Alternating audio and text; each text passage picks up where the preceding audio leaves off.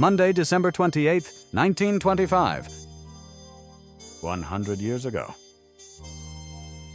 Would weld France in Roman Empire, fascist paper dreams of Latin bloc from Atlantic to Mediterranean. With Mussolini as Caesar, sees chance for France to die gloriously, if she must, in Rome's immortal arms. Special cable to the New York Times, Paris, December 27th. Dreams of Caesar is the headline today's Oeuvre gives to a reproduction with comment of an article which recently appeared in the Italian newspaper Roma Fascista, expounding the Italian plans for resurrecting the Roman Empire under leadership of Premier Mussolini. It is certain that after only a year of fascist government, France would be regenerated economically and spiritually, said the Italian newspaper. There are two great peoples which aspire to the honor of renewing France, the German people and ours. The first will not succeed, but the Italian people, which resembles the French by 1,000 traits, will. The Italian people, prolific, hard-working, honest, imbued with love of family and thrift, is the logical perpetuator of the Latin tradition. We will not make an Italian empire so as not to arouse susceptibilities. We will become reconciled under a name equally dear to us, the Roman Empire, a new and old creation, an association of two great peoples, to which one will bring its secular traditions of unity, its rich colonial empire, and the strength of its military and civil history, while we will bring our youth, the miracle of our millenary and adolescent civilization, the uncorrupted strength of our family feeling, the prodigious fertility of our women, and the strong will of our laborers. A bloc of 50 million Romans from the Atlantic to the Mediterranean, under the mighty fist of Mussolini, will solve the hard and obscure problem of Europe. In a year, France will be France again, a worthy collaborator for the eternal restoration of the glory that was Rome. And if the French people is irremediably destined to disappear despite our efforts to give it new blood, it will have the joy of falling in the immortal arms which folded it when young, not destroyed by barbarians, but absorbed in the immortal breast of Rome. In its comment on this, the Oeuvre says, "Shall we laugh? Shrug our shoulders? Shout megalomaniacs? Madmen? Perhaps. But madmen, if sometimes amusing, are more often dangerous. If fascism were to last, think of its ravages. Remember, one contradiction is possible: the newspapers being bound and free speech abolished." Butler's last shots hit Philadelphia. Its mayor and gang, he declares, vice and politics have turned the city into a cesspool, puts blame on Kendrick. Executive broke his promises, says general, and then the gang got him. Tells of corruption fund scathing address to 3,000 dries at Pittsburgh heard by Pinchot, who backs him. Special to the New York Times, Pittsburgh, December 27. Wearing a smart Marine Corps uniform instead of the policeman's outfit he had worn for 2 years in Philadelphia, Brigadier General Smedley D. Butler delivered what he called "my final bleat" here this afternoon when he told an audience of 3,000 dries in Soldiers Memorial Hall his complete story of how he tried to clean up Philadelphia, how the Republican political machine interfered with him, and why he was finally dismissed as Director of Public Safety by Mayor Kendrick last week. Tonight, General Butler started for Washington to withdraw his resignation from the Marine Corps, and he expects soon to start for a command at San Diego, California, to wait for another storm cloud. With characteristic vehemence, dramatic instinct, picturesque expression, and sense of humor, and with an intonation and platform manner that suggested a cross between Governor Smith of New York and Frank Tinney, the general kept his audience alternately applauding his spirited appeal for stronger law enforcement and laughing at his whimsical account of his experiences in Philadelphia.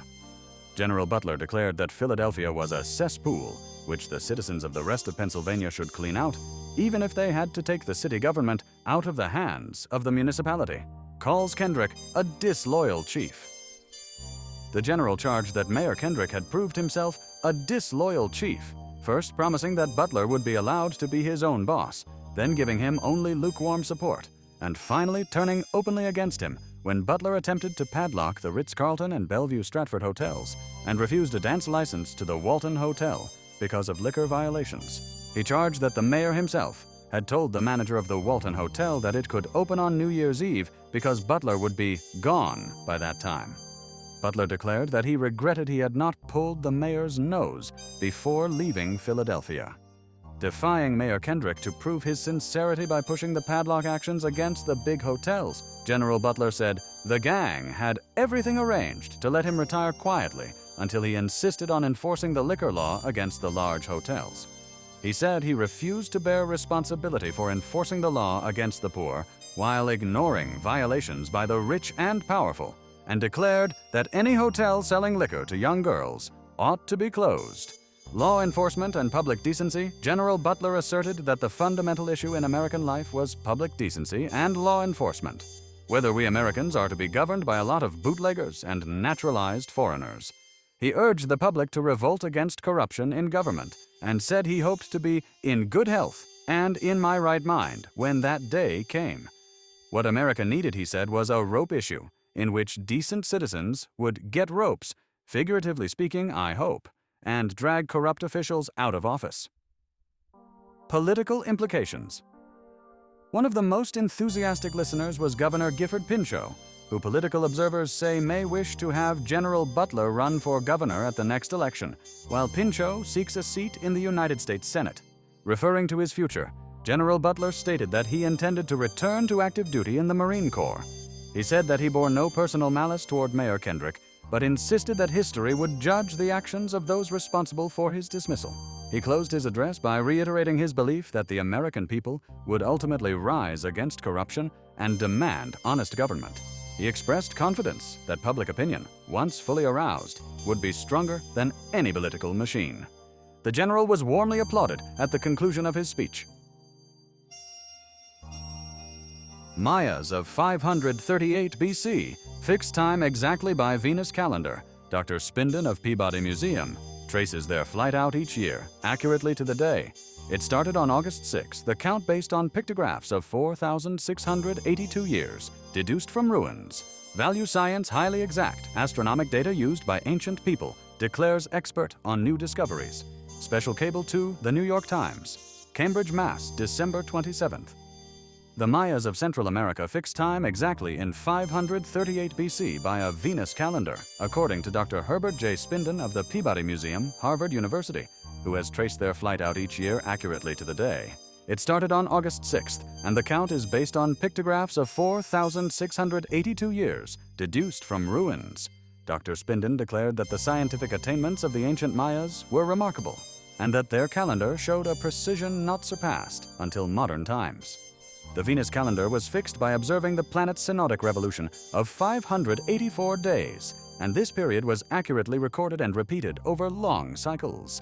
The Mayas calculated the movements of Venus with great exactness, marking its heliacal rising and disappearance, and regulating their ceremonial and agricultural activities accordingly.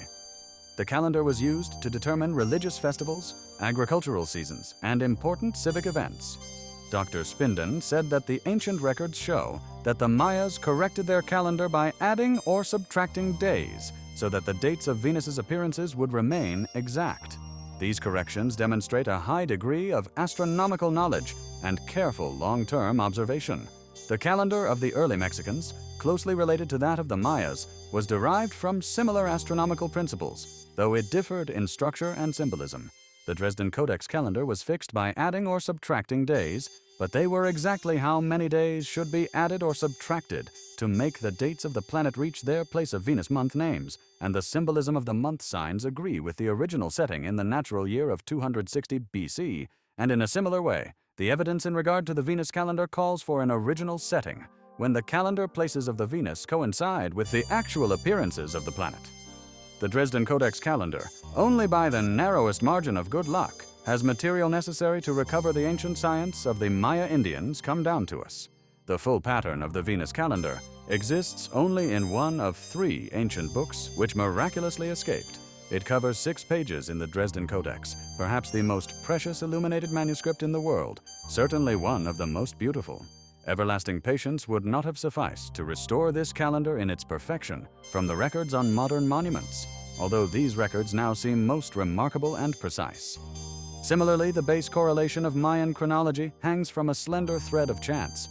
In the Venus calendar of the Dresden Codex, we find a 104-year round beginning from a Maya month position called 18 Kayab, which recurs in the table every 8 years.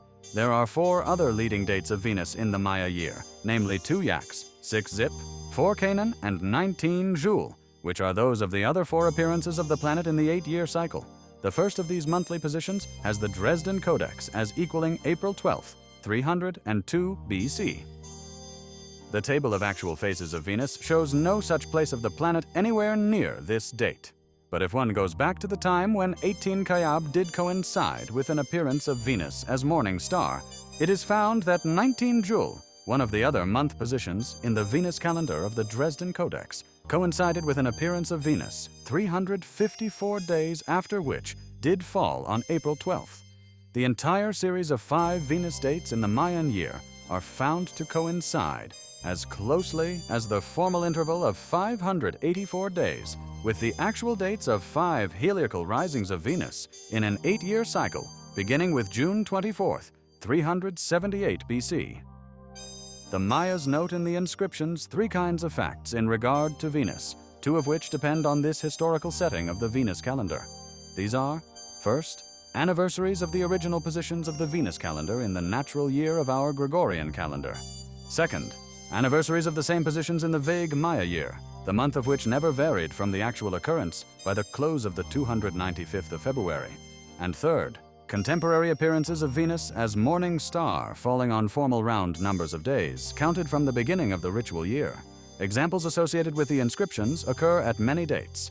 They say that Quetzalcoatl died and went to the underworld and then came back again to see as the morning star. Afterward, in astronomical lore, they observed that when Venus came out on April 12th, she would not be king. That concludes today's broadcast.